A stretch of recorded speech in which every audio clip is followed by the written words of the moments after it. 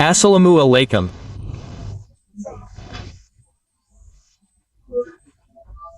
Dear viewers, you know that yesterday, Friday night, in front of the Jatiya Party office, there was a major clash between Jatiya Party leaders and activists and the Ganadakar Parishad leaders and activists.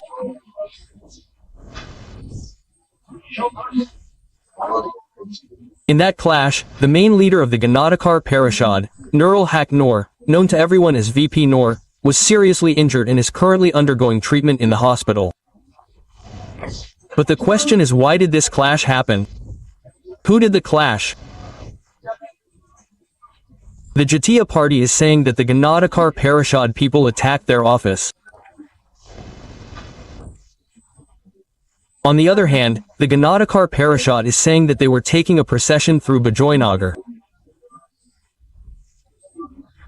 At that time, some people were sitting in front of the Jatiya Party office and they attacked their procession.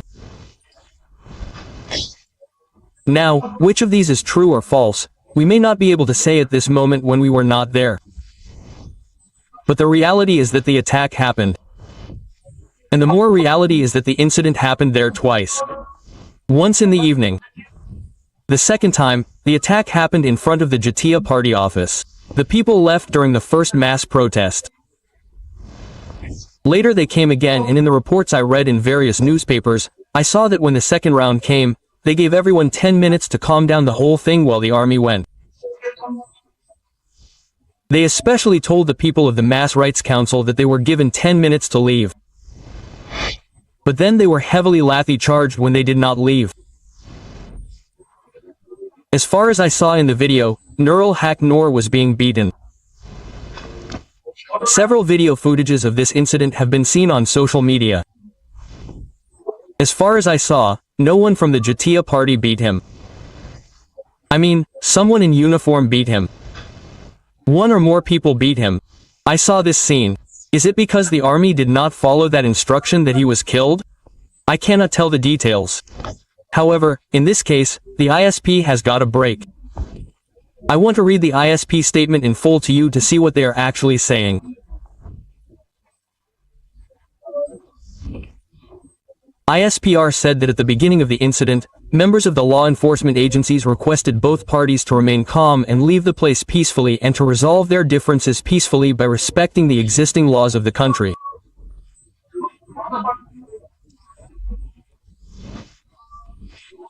However, despite repeated requests, some leaders and activists ignored them and tried to destabilize the situation through mob violence. It is important to note that some leaders and activists did not speak out. I am talking about some and how they tried to destabilize the situation through mob violence. From here, I can get a little hint and discuss a little. Is there a reality for the Jatiya Party to use mob violence now? Those whose own offices are set on fire cannot do anything.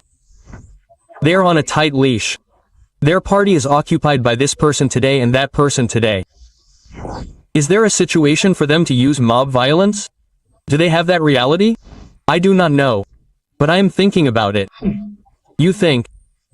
Then what did ISPR say? They systematically attacked the law enforcement agencies and increased the violence by holding a torchlight procession around 9 p.m. During this time, they pelted bricks and tried to set various establishments on fire. In addition, the movement of the general public in Vijayanagar, Nayapaltan and adjacent areas was severely disrupted and public suffering increased. They ignored all the efforts of the law enforcement agencies to resolve the matter peacefully. As a result, in the interest of public safety, the law enforcement agencies were forced to use force. And they also said that 5 members of the army were injured in today's incident. That means, the army and the ISP usually give statements related to the army, give explanations. That means it is understood that the incident and the fact that Nur Haq Noor was implicated, is basically at the hands of the army. Now the question is, why did this incident happen? What could be the politics behind it? We cannot say everything. But we can discuss. We can try to give hints. Before that, look, various political parties have made some statements about this incident, condemned it. Let me tell you a little about them. For example, legal advisor Asif Nazrul, he is the chief advisor press secretary Shafiqul Alam, they have condemned it.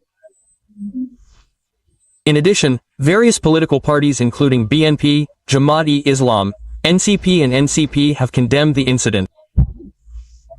Last night, a procession was held about it and they said that Nurul Haq Noor was a fascist. Nurul Haq Noor was a fellow fighter of the fascist movement and he was killed. This is a conspiracy of fascism. They said this. Many others have said this. Again, on the other hand, Tariq Rahman, have made a statement about this. On his verified Facebook page, on Friday, that is, on the very day the incident happened, he made a Facebook post late at night. What did he write there? He wrote there, I will read it a little. Again, we are in a delicate period of democratic transition, the first step of which is the national election.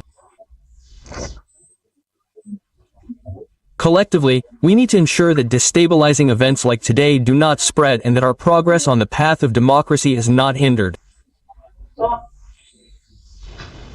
Look at Tariq Rahman's concern. One thing is very important in this concern. That is, he wants to say that the national election should not be hindered in the wake of this incident. His concern is why here? Why do you see the reason for the disruption of the national election with this incident?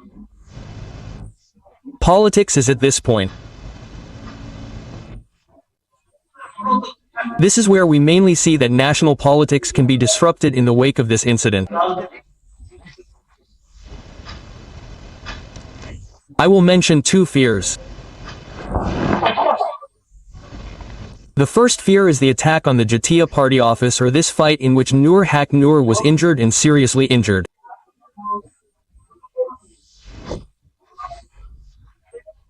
This incident, in the wake of this incident, a big debate can arise here as to whether there is an election environment in the country at all.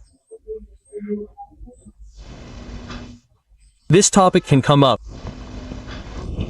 If there is not, then the election can be postponed again. The fear that Tariq Rahman understood and mentioned. This is one thing. Second, I have heard many people say, many people have posted statuses on Facebook that they have alleged that some Awami League people were among the Jatiya Party members who attacked this People's Rights Council. This is a kind of allegation to them. I find this allegation very pretentious. Why pretentious? Pretentious because they may be trying to say that Awami League people are being rehabilitated by relying on the Jatiya